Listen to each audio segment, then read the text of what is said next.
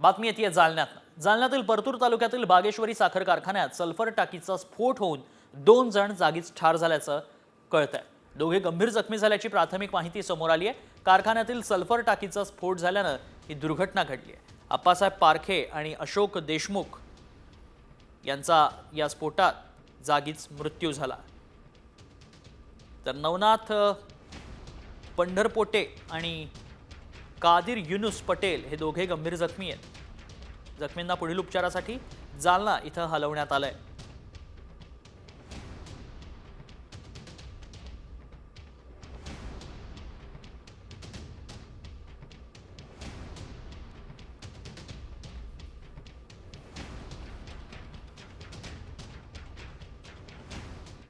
वळूयात पुढच्या बातमीकडे। चिमुरड्यांवरील अत्याचाराच्या घटनेनं महाराष्ट्र पुरता हादरलाय।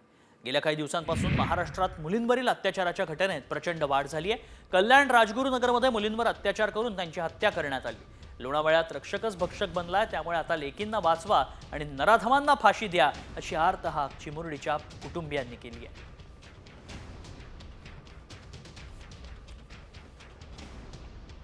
बातमी कल्याणमधून। नराधम विशाल गवळीला 2 जानेवारीपर्यंत पोलीस कोठडी सुनावण्यात आली आहे, तर त्याची पत्नी साक्षी गवळीचीही 2 जानेवारीपर्यंत पोलीस कोठडीत रवानगी करण्यात आली आहे। कल्याणात अल्पवयीन मुलीवर लैंगिक अत्याचार करून तिची हत्या केल्याचा आरोप विशाल गवळीवर करण्यात आलाय। त्याची पत्नी साक्षी गवळीनं मुलीच्या मृतदेहाची विल्हेवाट लावण्यासाठी त्याला मदत केली होती। पोलिसांनी दोघांनाही बेड्या ठोकल्यात। आज या दोघांना कोर्टात हजर करण्यात आलं होतं। सदर आरोपी पळून जाताना त्याने कोणाकोणाशी संपर्क केलेला आहे का, त्याला पळून जाण्यासाठी कोणी मदत केली आहे का, किंवा त्याला घरामध्ये किंवा इतर ठिकाणी कोणी आसरा दिला होता का, त्या अनुषंगाने सुद्धा आम्ही सविस्तर तपास करणार आहोत। राजगुरुनगर 2 चिमुकल्या बहिणींच्या खुनानं हादरलं। हत्येप्रकरणी पोलिसांनी एका परप्रांतीय आरोपीला अटकही केली आहे। नराधमाला कडक शिक्षा देण्याची मागणी स्थानिकांनी केली आहे। राजगुरुनगरात काय घडलं पाहूया। चिमुकल्यांच्या हत्येनं हादरलं राजगुरुनगर।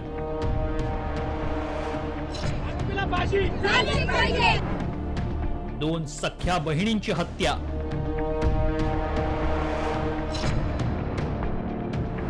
छिन्न विछिन्न अवस्थेत आढळले मृतदेह। कल्याणमध्ये अल्पवयीन मुलीवर अत्याचार करून हत्या केल्याचं प्रकरण ताजं असताना तसाच काहीसा प्रकार पुण्यात घडलाय। पुण्यात 2 सख्या बहिणींची हत्या केल्याचा प्रकार उघडकीस आलाय। 8 वर्षीय आणि 9 वर्षीय मुलींची हत्या करण्यात आली आहे। पुण्यातील राजगुरुनगर शहरातून बुधवारी दुपारी 2 लहान मुली बेपत्ता झाल्या। दोन्ही मुलींचे मृतदेह आढळले। मुलींवर अत्याचार करण्याचा प्रयत्न करून भीतीपोटी त्यांची हत्या करण्यात आल्याचं पोलीस तपासात निष्पन्न झालंय।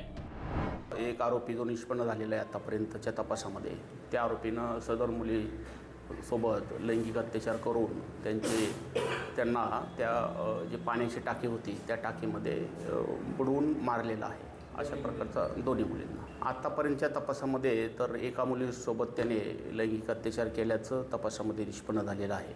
अधिक तपास सुरू आहे आमचा। या संपूर्ण घटनेनंतर राजगुरुनगर पोलीस स्टेशन बाहेर पीडित मुलींच्या फोटोला हार घालून आंदोलन करण्यात आलं। आरोपीला फाशी देण्याची मागणी करत आंदोलकांनी पुणे नाशिक महामार्ग रोखून धरला।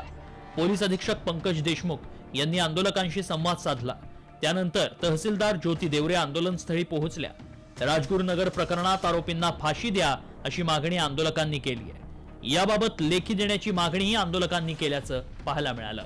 पुणे जिल्ह्यात गुन्हेगारी दिवसेंदिवस वाढताना दिसतीये। कायदा सुव्यवस्थेचे धिंडवडे पुण्यासारख्या जिल्ह्यात उडाल्याचं दिसतंय।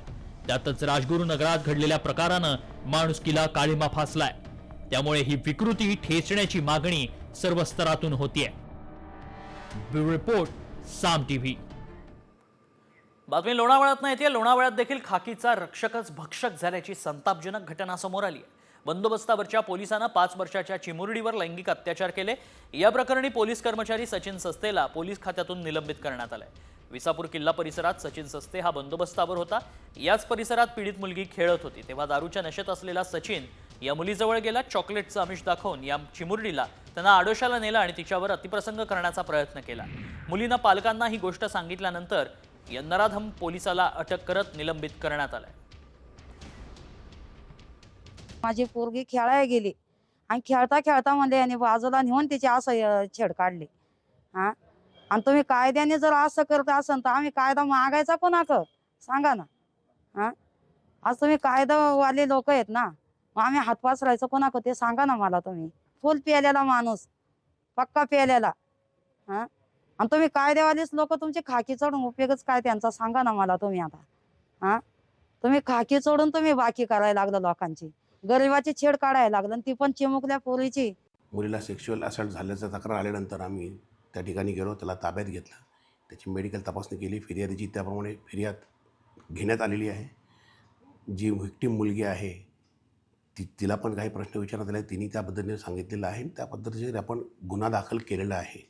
त्यामध्ये BNS सेक्शन्स अप्लाय करण्यात आलेले आहेत. सिरियस ऑफेन्सेसचे 64, 674, 65(2) BNS आणि त्याच्याबरोबरच पोक्सो सेक्शन सगळे अप्लाय करण्यात आलेले आहेत. त्याचबरोबर आपण ॲट्रॉसिटी ॲक्ट हा पण त्याला अप्लाय केलेला आहे. आणि आता नाशिकमध्ये धक्कादायक प्रकार समोर आलाय. नाशकात पुस्तक दुकानदारानं एका 8 वर्षीय चिमुकल्याला अमानुष मारहाण केल्याचं समोर येत आहे. चप्पल आणि लाथाबुक्क्यांनी मारहाण करण्यात आली. पुस्तक खाली पडल्याच्या रागातून ही मारहाण करण्यात आली आहे. जाब विचारण्यासाठी गेलेल्या मुलाच्या वडिलांनाही दुकानदारानं साथीदारांसह मारहाण केली आहे. या प्रकरणी अंबड पोलीस ठाण्यात दुकान मालकासह त्याच्या साथीदारांवर गुन्हे दाखल करण्यात आलेत. माझा भाऊ दुकानात गेला होता, त्याच्याकडून काही पडले. त्या दुकानवाल्याने माझ्या भाऊला एकदम बेकार मारलेलं आहे आणि मी माझ्या भावाला वाचवायला गेलो तर त्यांनी मला पण चापट मारले आणि एकदम घाणघाण शिवीगाई केलेली आहे. माझ्या मामाला पण मारलेलं आहे. पुढच्या बातमीकडे. भाजपचे विधान परिषदेचे आमदार योगेश टिळेकर यांच्या मामा सतीश वाघ यांचं अपहरण आणि हत्येच्या प्रकरणानं एकीकडे पुणे शहर हादरलं होतं. मात्र पोलिसांनी तपासाची चक्र फिरवली आणि मामाची हत्या मामीनंच केल्याचं उघडकीस आणलं. मात्र मामीनं मामाचा काटा का काढला, नेमकं काय कारण आहे या खुनामागचं, जाणून घेऊ. पुणे हत्या प्रकरणाला धक्कादायक वळण.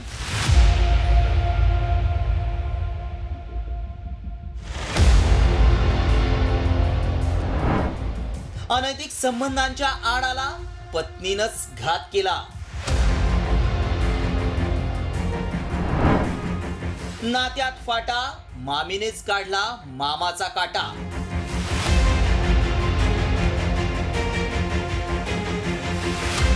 पती पत्नीच्या नात्याला काळीमा फासणारी धक्कादायक घटना पुण्यात घडली आहे.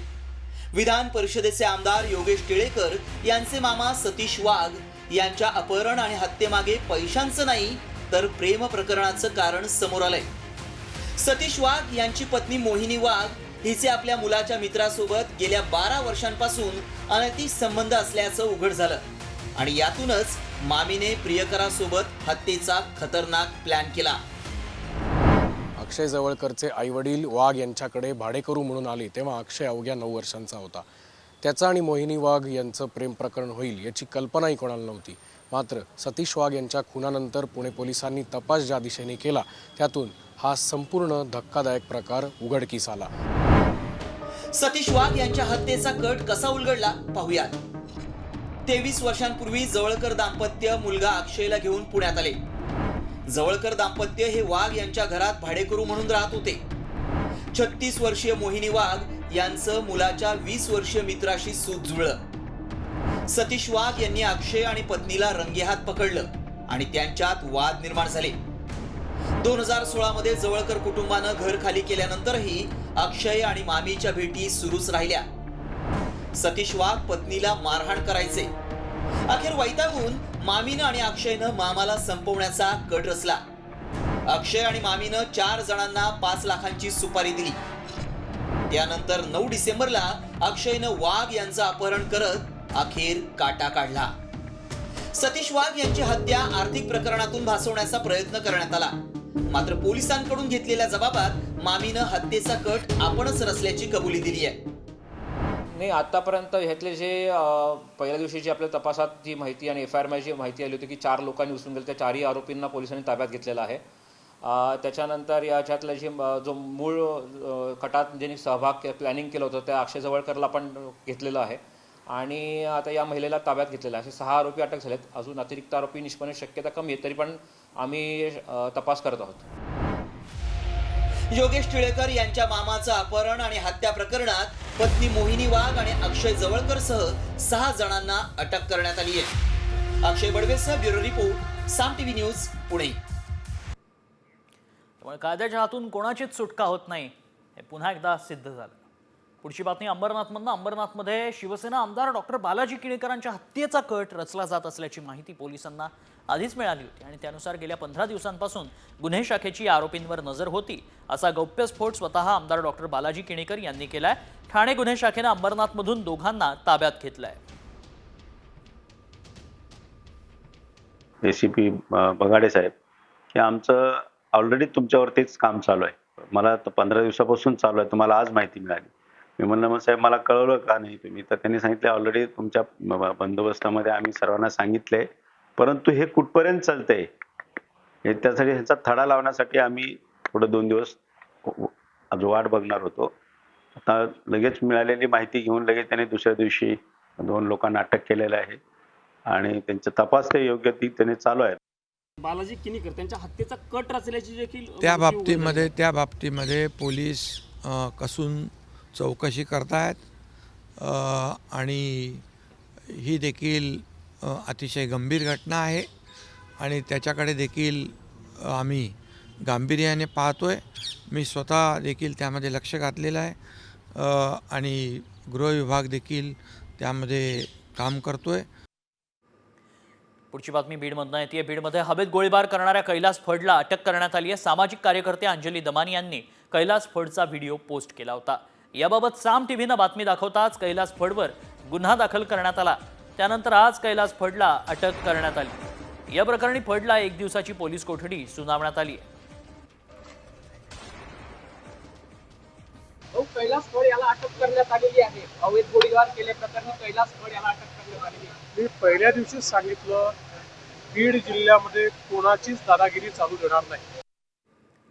बीडमधीलच सरपंच हत्या प्रकरणी आरोपीला फाशीची शिक्षा व्हायला हवी अशी मागणी आता धनंजय मुंडेंनी केली. माझा कोणताही जवळचा असला तरी कारवाई झालीच पाहिजे.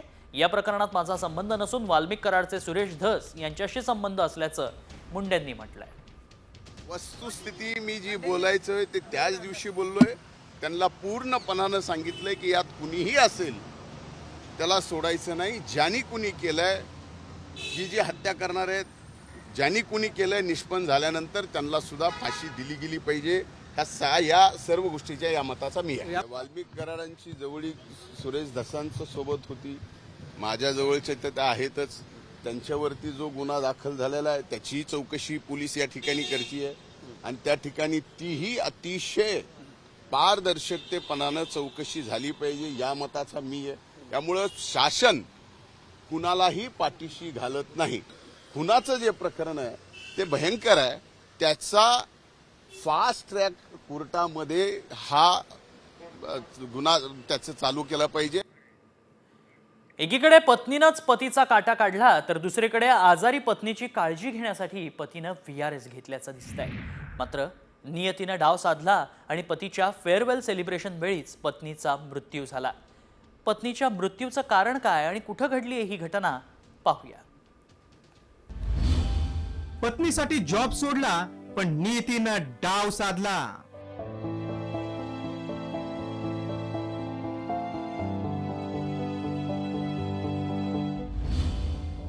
आजारी पत्नीसाठी पतीनं सोडली नोकरी.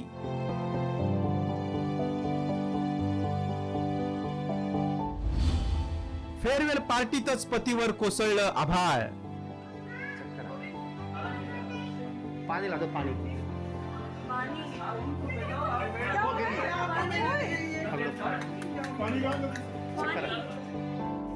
ही आहे देवेंद्र संदल यांच्या रिटायरमेंटची फेअरवेल पार्टी. मात्र या फेअरवेल पार्टीतला आनंद काही मिनिटातच दुःखात बदलला आणि देवेंद्र संदल यांच्यावर आभाळ कोसळलं. देवेंद्र संदल यांची पत्नी टीना यांना हृदयविकाराचा त्रास होता. त्यामुळे देवेंद्र यांनी पत्नी सोबत वेळ घालवता यावा म्हणून व्हॉलेंटरी रिटायरमेंट घेतली. मात्र पत्नीची सोबत देवेंद्र संदल यांच्या नशिबातच नव्हती. रिटायरमेंटच्या फेअरवेल पार्टीतच टीना यांना हृदयविकाराच्या झटक्यानं मृत्यू आला आणि देवेंद्र यांच्या पायाखालची जमीन सरकली.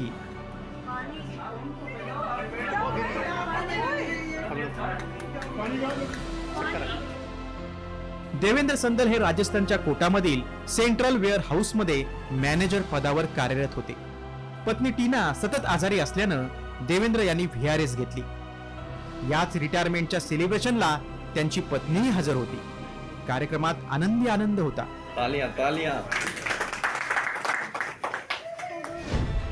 मात्र अचानक टीना टेबलचा आधार घेत खाली बसल्या आणि पती देवेंद्र संदल यांच्या काळजात धस झालं. देवेंद्र यांच्या चेहऱ्यावरचं हसू गायब झालं आणि चेहरा घामानं डबडबला. अस्वस्थ वाटत असल्यानं टीना यांना दवाखान्यात नेण्यात आलं. मात्र त्यापूर्वीच टीना यांचा मृत्यू झाल्याचं समजलं आणि देवेंद्र यांच्यावर आभाळच कोसळलं. जिच्या आधाराची काठी बनायची होती ती पत्नीच देवेंद्र यांना सोडून गेली. त्यामुळे अखेर देवेंद्र संदल यांच्या हातून नोकरी आणि पत्नी गेल्यानं त्यांच्यावर दुःखाचा डोंगर कोसळला. या घटनेबद्दल देशभरातून हळहळ व्यक्त केली जाते.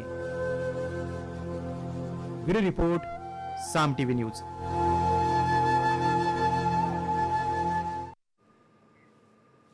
पुढची बातमी.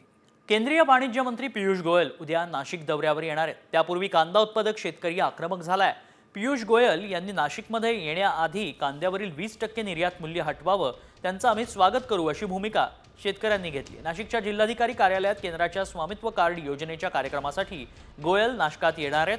मात्र गेल्या काही दिवसांपासून कांद्याचे भाव घसरल्यानं शेतकऱ्यांना कोट्यवधींचा तोटा होतोय.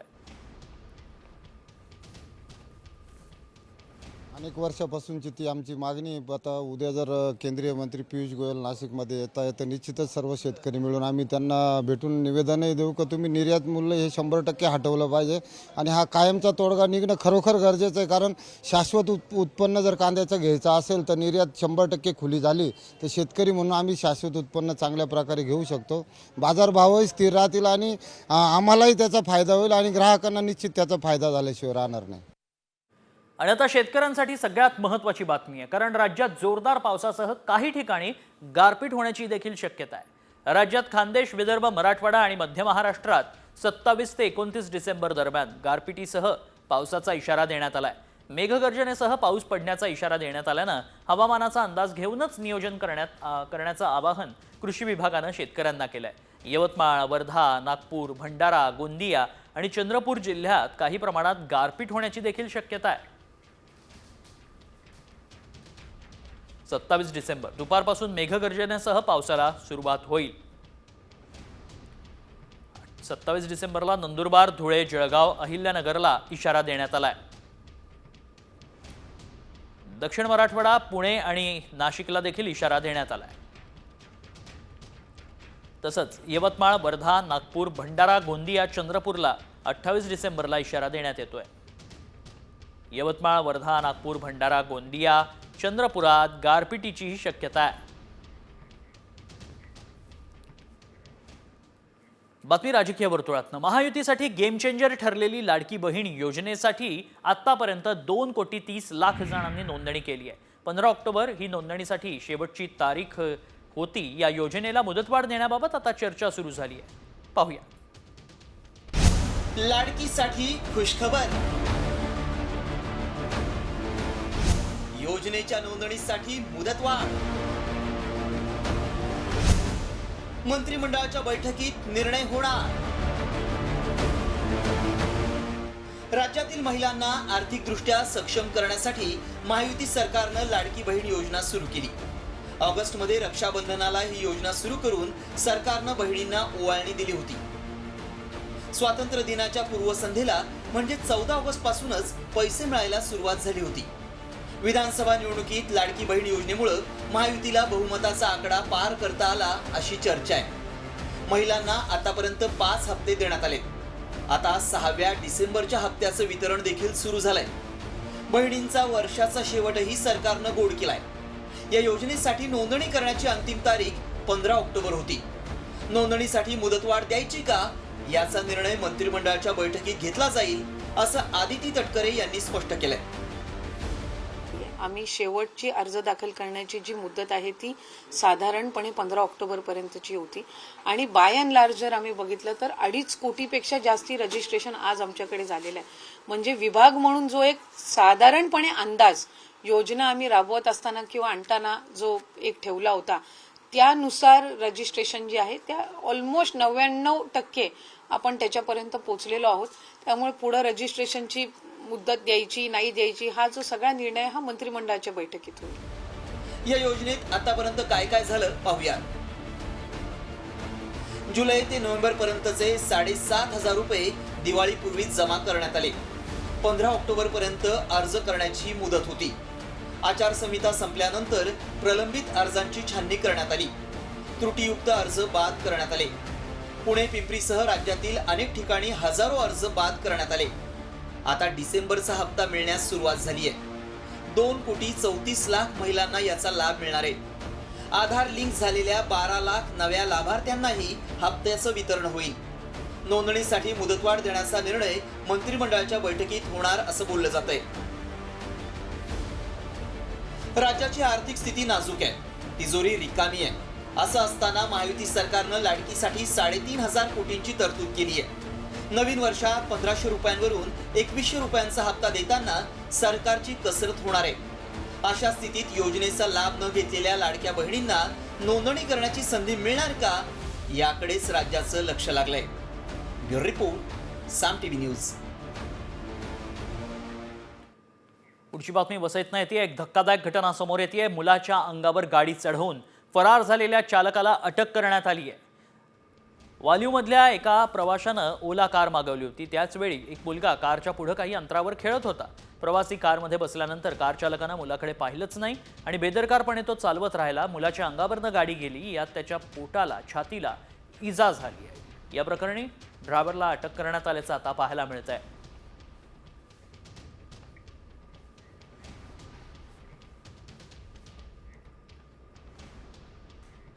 बातमी मुंबईतनं येते. मुंबईमध्ये लॅम्बॉर्गिनी कार भर रस्त्यात पेटल्याचा व्हिडिओ समोर आलाय. 5 कोटीच्या लक्झरी कारला आग लागल्याचा हा व्हिडिओ उद्योगपती गौतम सिंघानिया यांनी सोशल मीडियावर शेअर केलाय. कोस्टल रोड परिसरात लॅम्बॉर्गिनी कारला आग लागल्याची माहिती मिळाली आहे. काही वेळानंतर या कारला लागलेली आग विझवण्यात यश आलंय. तर या आगीत कोणालाही इजा झालेली नाही. मात्र 5 कोटींच्या कारचं नुकसान झालंय.